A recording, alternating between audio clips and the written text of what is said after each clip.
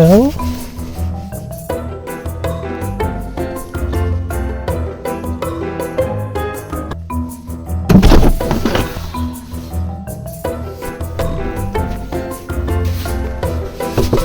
Hey, what's up guys, welcome back to Millennial Money. Today I want to talk about unusual video about Tesla Model 3 that I've been owning for 3 months. I bought it as a used car. I'm gonna talk about the pluses and minuses, what I would do differently if I would buy it again, and I'm gonna give you maybe some tips if you are thinking about buying electric car that is not brand new. With that being said, you can support me with the like button and subscribe button. This channel is mainly about investing, lifestyle and everything around it, but I was just thinking it would be cool to share the experience with my car and the reason actually I'm selling it as well after a short period of time. With that being said, let's just go for it. So here we are in Prague. We are in -3rd floor. I have a phone in my hand, so I'm able to actually unlock it, which is pretty cool. So it's actually dark gray color, which I don't mind, right? I like the black one, white one, red one, blue one, and dark gray is like whatever.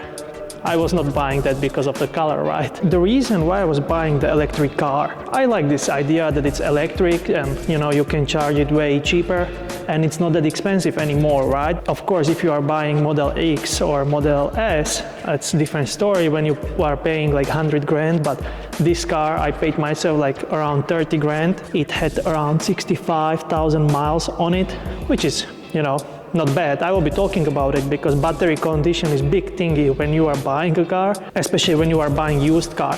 So it's 2019, I think it's made in April. It's actually dual motor long range, which means that it has like longer or bigger distance when you are buying, because you can buy standard range, right? Tesla, whatever model. Power of this car is around 480 horsepower, which is actually pretty good number, and I never had any car that I've been owning, so this is actually a good first car, I would say. I really like the power, and it has actually fully self-drive mode, which is like called autopilot. You have to pay around 7.5 grand in Tesla when you are buying it. I didn't have to because this guy that I bought it from, he bought it, right? So that was kind of good like benefit. There is a premium connectivity included, which kind of gives you like maps that are every couple minutes downloaded, which means that let's say there is a traffic jam, we are going from the work, I use it when I go from the work and it shows you where is the traffic jam right away and so on, and you can use Spotify and that kind of crap for free. But my experience was pretty decent. I didn't have any issues, which you might be thinking why you should, but on the other hand, it's not a new car. When you buy something used one, you can buy it today and in a couple of days there might be like bigger issue, but so far here no issues, so I'm surprised because I was kind of thinking that there might be something going on with anything, but so far not, so that's good. People are complaining it's a small car, which is easy, but for me, I am just by myself, so I don't need other things to take with me or carry. So the first thing when you are buying electric car, you should make sure you pay attention to maybe 2 things. First one is the battery, and the second is actually what is the condition of the battery because if anything matters over here, it's battery. That's what matters. So make sure you will go through the battery check in. And there are a lot of apps. I would leave them somewhere in the comment section or in the description that you can actually download. But let's say if you are buying a car which is used from dealership, they should provide you paper with the battery condition. They can actually get it pretty fast, and even from the Tesla you can get it, but it's not like super simple. You don't see it inside the car. So that's the first thing. And the second thing, with all this Tesla, what matters, it's the distance. Tesla has a warranty actually for battery and moving components until I think 192 kilometers, which is of course less in miles. So make sure you don't buy a car like electric car or Tesla when it's over this period. That's at least for me. I would not buy it because there's huge risk going on. Yes, Tesla is saying that Tesla should survive like the battery 400,000 kilometers, which is like, I don't know, at least 250,000 miles.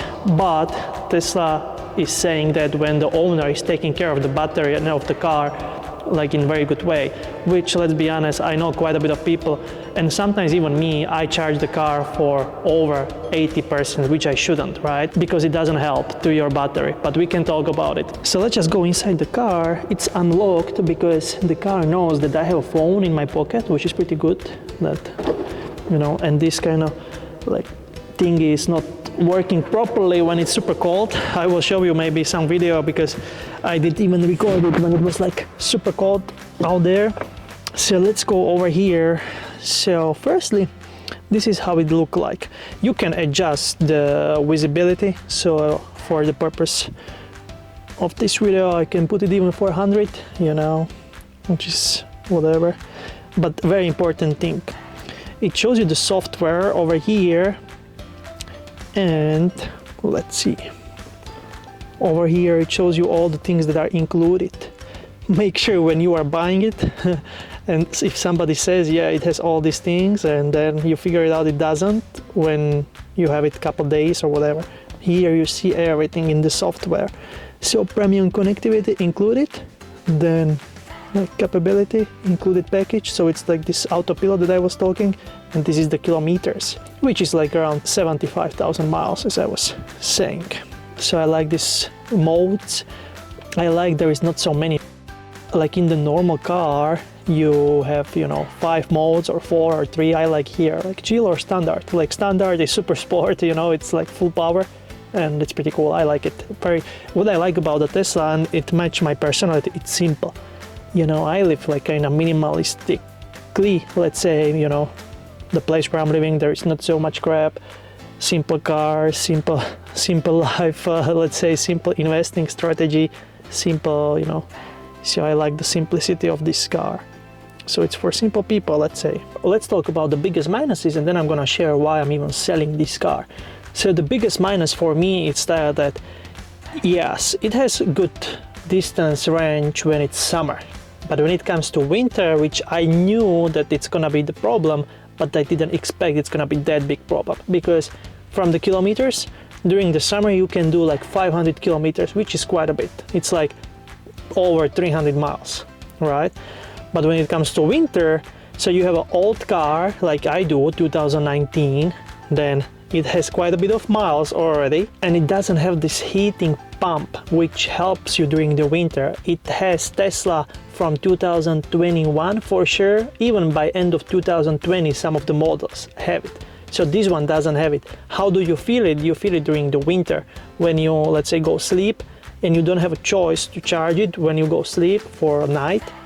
You wake up and like, you know, you are losing the battery percentage because the battery gets cold very, you know, battery gets cold faster.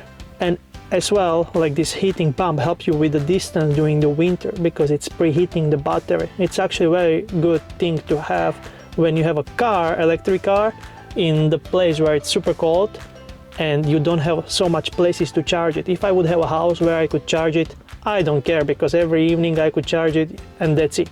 But that's just my situation. So it's a combination of multiple factors. Just you will understand me. It's not like I don't like it. It's just sometimes it feels for me not super comfortable to figure it out where I'm gonna charge it because tomorrow I might lose a lot of percentage. So I try to be very, very careful during the winter with my percentage. I don't want to have less than 20% never because I might wake up next day with 8% and it's kind of crazy. So make sure when you are buying, you don't think just about the summertime when it's super hot, but when it's super cold. But of course it depends on the place where you are living and where you can charge.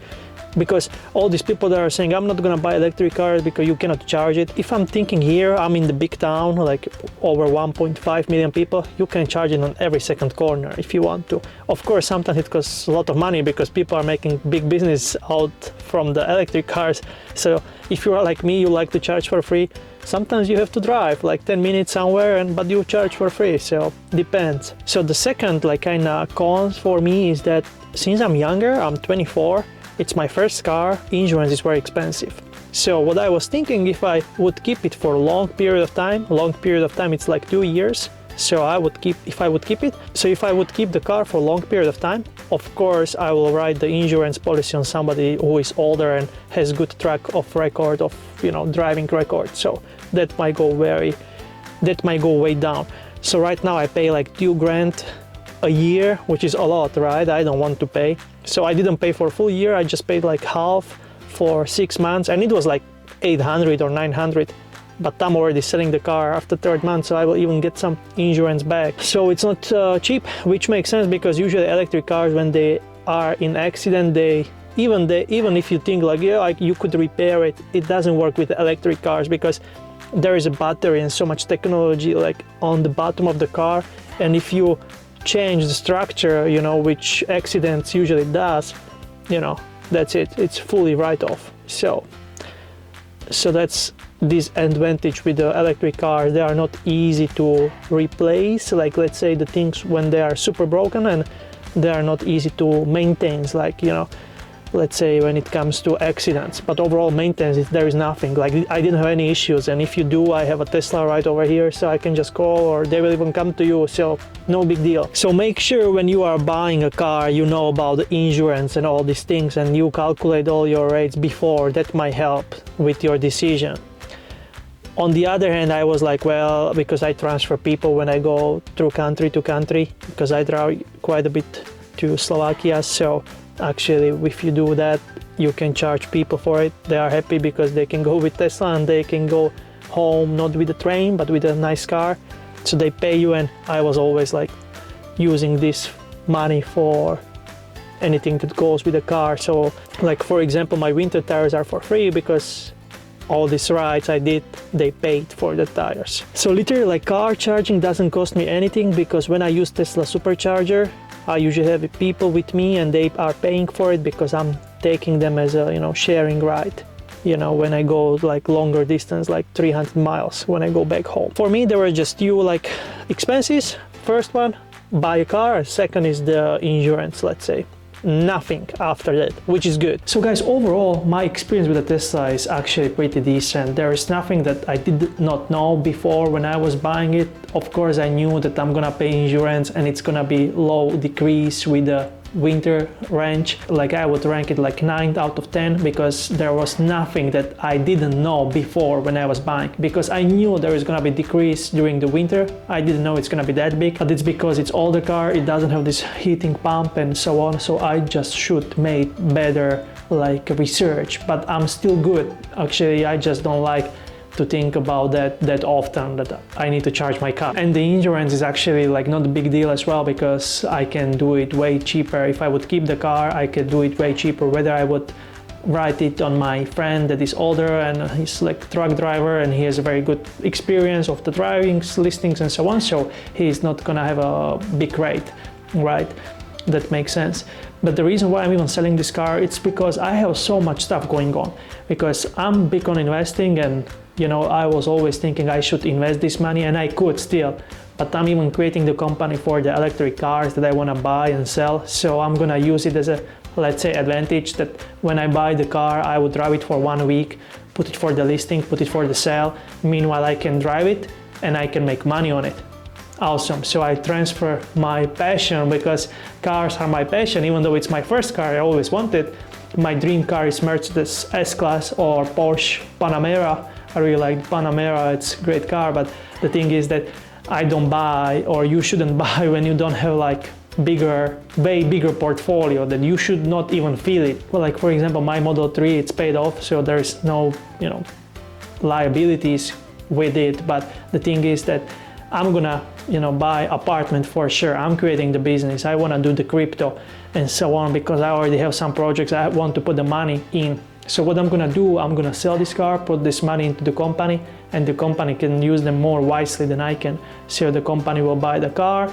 If there is gonna be some money left, so I can invest in the future and so on, I can buy it without the tax and so on. So main reason for me is that I need to put the money into other things. So I'm gonna probably buy the other Tesla, but it's gonna be just for the company, and the company is buying it because company is gonna sell it.